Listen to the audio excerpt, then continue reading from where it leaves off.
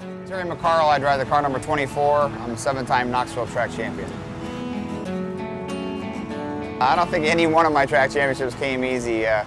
We had a battle to the end with almost every one of them, I think, but very proud to be a one-time Knoxville track champion, let alone 7. I've been coming here since we had wooden grandstands, and my dad ran second in points in 1975, so to be a champion here at Knoxville Raceway, it's a legendary track, the best track in the world, so it means a lot to us. Well, it's kind of a dream come true. Like you say, you sit up in the stands as a child and idolize those drivers down there, and that's one of the reasons why I love the kids so much after the races, and I try to spend as much time as I can with them because, when I was a kid, I never had the guts to ask for an autograph. Knoxville is just a legendary place. You can't buy what they have here, and that's history.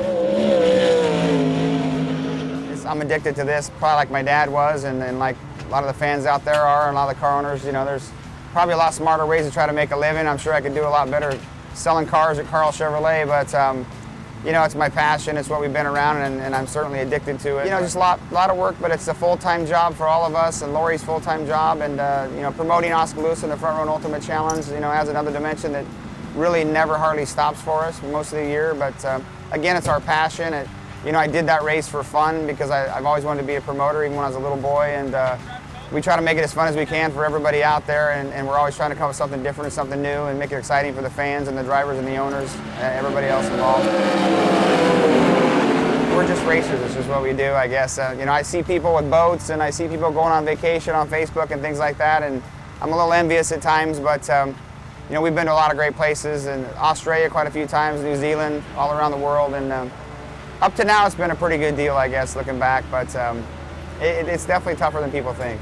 Trying to make a living at it and having 2 sons race is pretty nerve-wracking, especially the kids. I don't worry about myself as much, but when your sons are racing, I don't know how Lori does it, with everything that's involved with the whole family doing it, but she's an amazing girl, and I met her when she was 12 and I was 14, and I told her then I was going to marry her and I was going to be a race car driver, so she probably should have took off running then. We try to make a living. There's no race car in the world, from a go-kart to a Formula 1 car, that makes money first versus cost, so it takes sponsorship, and it's a tough battle all the time trying to get enough sponsorship to run these cars, and I lost my big sponsorship a few years ago when I broke my arm and I broke my leg, so it's been a tough road back trying to build my team back up, but I'm pretty proud of our success. We're getting better and better every year, and building our arsenal a little bit better every year, and pretty proud of what we've done last year, winning 2 championships at Knoxville and Houston with a 19-year-old crew chief, and just me and Lori and Austin Carson basically most of the time. We certainly have good help at the track here on Saturdays, and some real good help up in Sioux Falls on Sundays, but day in and day out, Monday through Friday, Austin does the bulk of the work, and I'm really proud of what we've done so far, and hopefully we can get back to where we were a few years ago.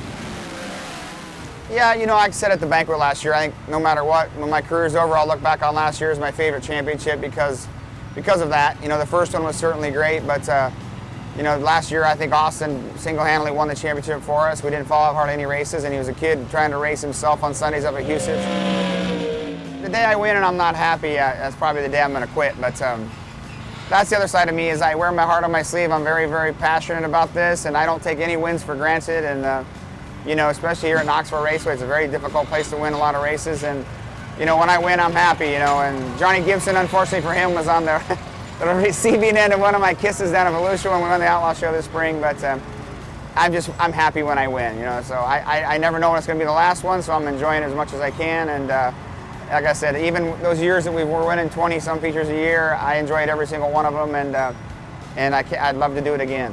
When I was a little boy going to bed at night, I prayed that my dad would win the Knoxville Nationals, so I guess that puts it in perspective maybe, but but I've come to realize, I think in 2004 we were definitely the car to beat. I had it won basically, and there's 5 yellow flags, and they always say you need to lose it before you can win it, but we definitely were unbeatable that year, I think, and I got beat because I was a little more concerned about the guys behind me instead of running my own race. But again, that's part of the learning process, and I may never have another shot at it again or not. I don't know. I think we're definitely capable. Last year we were 7th quick and coming for the checker flag in the heat race, going to pass it for 4th. The guy crashed me, and Brian Brown was running 6th, and everybody knows what happens from there. So luck has to be on your side in a way too, and you have to be fast. Everything has to fall in place, and we've had a lot of good runs at the Nationals. It means a lot to me, but I'm going into this year just, honestly, Lori and I were just talking about it.